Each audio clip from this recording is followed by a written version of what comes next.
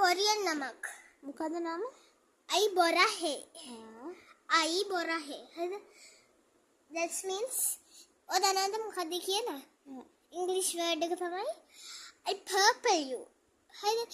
ඒකේ මීනින්ග් එක තමයි I love you so much. ඒ කියන්නේ ඒකේ මීනින්ග් එක. මීනින්ග් එක තමයි I love you so much.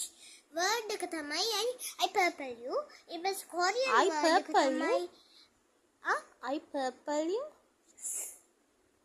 ඒක තමයි වර්ඩ් එක. හරිද? එතකොට I බොරහේ කියන්නේ I purple you. අනියුන් කියන්නේ මොකද්ද කියලා දන්නවද? hello කියන එක.